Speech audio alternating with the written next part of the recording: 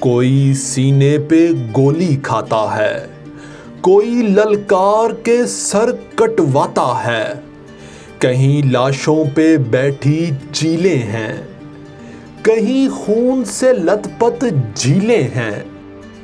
آؤ ظلم کی نئی تصویر دیکھو، کیسے اجڑا ہے میرا کشمیر دیکھو۔ ناظرین، وادی کشمیر، جسے جنت کا ایک ٹکڑا بھی کہا جاتا ہے، سالوں سے اغیار کے قبضے میں ہے۔ کتنے جوان اپنی جوانی سے ہاتھ دھو بیٹھے، کتنے سہاگ اجڑ گئے، کتنے ہی بچے اپنی عمر نادانی میں ہی شہید ہو گئے، لیکن ظلم کی یہ داستان ابھی تک تھمنے کا نام نہیں لے رہی۔ شاید آزادی کی قیمت ہی بہت بھاری ہوتی ہے۔ کشمیر کے مسلمانوں نے ہر طرح کا ظلم و ستم برداشت کیا، لیکن اپنی آزادی پر ذرا سا بھی سودا نہیں کیا۔ ان کے حوصلے، ہمت اور جذبے کو ابھی تک پست نہیں کیا جا سکا۔ ناظرین، 5 فروری پاکستان سمیت دنیا بھر میں یوم یکجہتی کشمیر کے حوالے سے منایا جاتا ہے، جبکہ بھارت کی طرف سے کشمیر میں جاری لاک ڈاؤن اور بڑھتی ہوئی بربریت کے باعث اس دن کی اہمیت میں خاصا اضافہ ہوتا جا رہا ہے۔ لیکن آخر پاکستان میں اس دن کا آغاز کیسے ہوا؟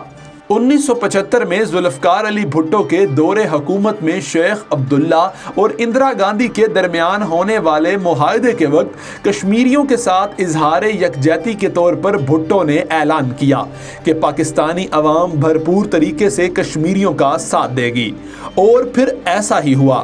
یہ 28 فروری 1975 کا دن تھا کہ پاکستان میں اظہار یکجہتی ہوا اور کشمیر میں اتنا زبردست احتجاج اور ہڑتال ہوئی کہ لوگوں نے اپنے جانوروں تک کو پانی نہیں پلایا۔ یہ مثالی ہڑتال تھی جو بھٹو صاحب کے کہنے پر ہوئی تھی۔ جماعت اسلامی کے امیر قاضی حسین احمد نے 1990 میں پہلی بار باقاعدہ طور پر 5 فروری کو یوم کشمیر کے حوالے سے منانے کا مطالبہ کیا۔ قاضی صاحب کی بے انتہا کوششوں کے باعث نہ صرف پنجاب بلکہ باقی صوبوں میں بھی اس کو بہت زیادہ اہمیت دی گئی۔ یہ مطالبہ پہلے سردار محمد ابراہیم نے بھی پیش کیا تھا، جس کو قاضی صاحب نے آگے بڑھایا۔ یوسف نسیم کے مطابق جماعت اسلامی نے 1990 میں اپنے قائدین کی ایک میٹنگ بلائی۔ اس نشست میں یہ مشورہ سامنے آیا کہ اس مقصد کے لیے ایک دن مقرر کیا جائے۔ کیلنڈر کو دیکھا گیا اور میٹنگ میں یہ فیصلہ ہوا کہ 5 فروری کا دن مناسب رہے گا۔ ان کے مطابق 5 فروری کو ایسا کوئی واقعہ تو پیش نہیں آیا تھا کہ اس مناسبت سے اس تاریخ کا انتخاب کیا جائے۔ شاید اس وقت انہیں اندازہ نہیں تھا کہ آئندہ آنے والے برسوں میں یہ دن ایک تہوار کی شکل اختیار کر لے گا۔ یہ بھی مسئلہ تھا کہ پنجاب میں مسلم لیگ کی حکومت تھی اور مرکز میں پیپلز پارٹی کی حکومت تھی، تو کیا دونوں پارٹیاں اس پر متفق ہوں گی بھی یا نہیں؟ ان کا کہنا تھا کہ چونکہ مقصد نیک تھا تو تمام لوگ بہت جلدی مان گئے۔ اس وقت کی وزیر اعظم محترمہ بے نظیر بھٹو آزاد کشمیر کے دارالحکومت مظفر آباد تشریف لے گئیں، جہاں انہوں نے قانون ساز اسمبلی اور کونسل کے مشترکہ اجلاس کے علاوہ جلسہ عام سے خطاب کیا، کشمیریوں کو ہر ممکن تعاون کا یقین دلایا اور مہاجرین کشمیر کی آبادکاری کا وعدہ بھی کیا۔ تب سے اس دن کو ہر برس سرکاری طور پر منایا جاتا ہے اور پورے ملک میں سرکاری تعطیل ہوتی ہے۔ ناظرین، اگر موجودہ کشمیر کی تاریخ کی بات کی جائے تو ہندو راجاؤں نے تقریباً 4000 سال تک اس علاقے پر حکومت کی۔ 1846 میں انگریزوں نے ریاست جموں کشمیر کو 75 لاکھ روپیوں کے عوض ڈوگرا راجا غلام سندھ کے ہاتھوں فروخت کر دیا۔ کشمیر کی آبادی 80% مسلمانوں پر مشتمل ہے۔ ہندو راجا نے بزور شمشیر مسلمانوں کو غلام بنا رکھا تھا۔ تقسیم ہند کے بعد ہندو مہاراجا ہری سنگھ نے مسلمانوں کی مرضی کے خلاف 26 اکتوبر 1947 کو بھارت کے ساتھ الحاق کا اعلان کر دیا۔ اس کے نتیجے میں پاکستان اور ہندوستان میں جنگ کا آغاز ہوا۔ سلامتی کونسل کی مداخلت پر 1 جنوری 1949 کو جنگ بندی ہو گئی۔ سلامتی کونسل نے 1948 میں منظور شدہ 2 قراردادوں میں بھارت اور پاکستان کو کشمیر سے افواج نکالنے اور وادی میں رائے شماری کشمیر کروانے کے لیے کہا۔ بھارتی وزیر اعظم پنڈت جواہر لال نہرو نے رائے شماری کروانے کا وعدہ بھی کر لیا، مگر اس کے بعد اپنے اس وعدے سے منحرف ہو گئے۔ پاکستان نے بھارت سے آزاد کروائے ہوئے علاقے میں آزاد کشمیر کی ریاست قائم کر دی، جبکہ مقبوضہ کشمیر کا تنازع اب تک جاری ہے۔ حالانکہ اس مسئلے کے حل میں اقوام متحدہ کا عالمی فورم کشمیری عوام کی رائے شماری کے مطالبے کو تسلیم کر چکا ہے۔ پاکستان اور بھارت کے درمیان اب بھی یہی مسئلہ تنازع کی صورت میں برقرار ہے اور دونوں ممالک اس سلسلے میں ایک دوسرے کے آمنے سامنے کھڑے ہیں۔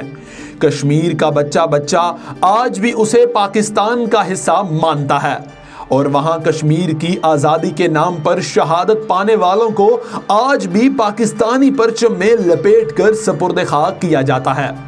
ویسے تو کشمیری حریت پسند اپنی آزادی کی یہ جنگ گزشتہ 70 سال سے لڑ رہے ہیں، جس کی پاداش میں 40 لاکھ سے زائد کشمیری بے گھر ہو چکے ہیں، جبکہ 1.5 لاکھ سے زائد لوگ آزادی کی اس راہ میں جام شہادت نوش کر چکے ہیں۔ 70 سال سے وہاں تعینات بھارتی فوجیں، اسپیشل فورسز اور پولیس نے، جن کی تعداد آج 8 لاکھ سے بھی زائد ہو چکی ہے، مسلمان نہتے کشمیریوں پر عرصہ حیات تنگ کر رکھا ہے۔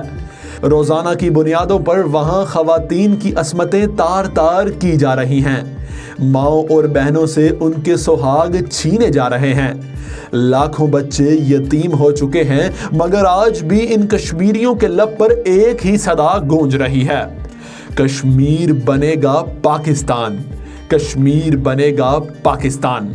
مگر اس سلسلے میں پاکستان میں آنے والی حکومتوں نے سوائے لفظی جنگ اور مسئلے کو عالمی فورم میں اٹھا جانے کے اور کوئی قابل ذکر کارنامہ انجام نہیں دیا۔ اسی بنا پر آج بھی مقبوضہ کشمیر اسی جگہ کھڑا ہے جہاں 70 سال سے کھڑا تھا۔ بھارتی افواج کے مظالم میں بے پناہ اضافہ ہوتا جا رہا ہے۔ کشمیر کے نونہال مستقبل سمیت نوجوانوں کی آنکھیں نکالی جا رہی ہیں اور ان پر ربڑ اور لوہے کی وہ گولیاں برسائی جاتی ہیں جس کے نتیجے میں لاتعداد افراد بلا ناغہ معذور ہو رہے ہیں۔ عالمی فورم اور اقوام متحدہ بھی خاموش تماشائی بن کر اس ظلم و بربریت کو دیکھ رہے ہیں، جبکہ انسانی حقوق کا چیمپئن امریکہ بھارت سے تجارتی تعلقات بہتر بنانے کے لیے ان سے دوستیاں بڑھا رہا ہے اور شاید وہ مقبوضہ کشمیر کو بھارت ہی کا حصہ تسلیم کر چکا ہے، لہٰذا وہ کسی نہ کسی طریقے سے بھارت کی سرپرستی کرنے میں مصروف عمل ہے۔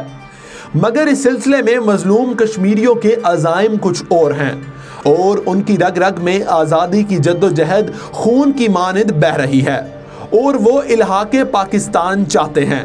قائد اعظم محمد علی جناح رحمۃ اللہ علیہ نے 1946 میں مسلم کانفرنس کی دعوت پر سری نگر کا جب دورہ کیا تو وہاں قائد کی دوراندیش نگاہوں نے سیاسی، دفاعی، اقتصادی اور جغرافیائی حقائق کو سامنے رکھتے ہوئے کشمیر کو پاکستان کی شاہراہ قرار دیا تھا۔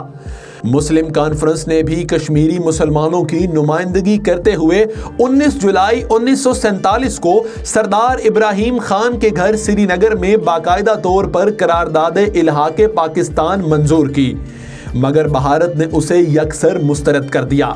اس پر کشمیریوں نے بھارتی افواج کے خلاف مسلح جدوجہد شروع کر دی جو آج تک جاری ہے، جن میں مجاہد اول سردار عبدالقیوم خان سے لے کر ان کی آنے والی نسلیں تک حریت پسندوں کی نہ صرف بھرپور مدد کر رہی ہیں بلکہ انہیں مقبوضہ کشمیر کی آواز کو بڑے پیمانے پر عالمی فورم پر اٹھانے میں بھی بھرپور کردار ادا کر رہی ہیں۔ پاکستانی عوام اپنے کشمیری بھائیوں کے ساتھ آج بھی کھڑی ہے اور اس ظلم و بربریت کے خلاف ہم ہمیشہ آواز اٹھاتے رہیں گے اور کشمیر کی آزادی ایک دن ضرور ممکن ہو پائے گی۔ ناظرین، اگر آپ پہلی دفعہ ہمارے چینل پر آئے ہیں تو ہم آپ کو بتاتے چلیں کہ تاریخی حوالے سے انتہائی دلچسپ معلومات لے کر ہم آپ کے لیے ویڈیوز بناتے رہتے ہیں۔ تو ابھی اپنی سکرین پر نظر آتے ہوئے سبسکرائب کے ریڈ بٹن کو کلک کر دیں اور بیل آئیکن کو بھی پریس کر دیں تاکہ تاریخی حوالوں سے معلوماتی ویڈیوز آپ تک پہنچتی رہیں۔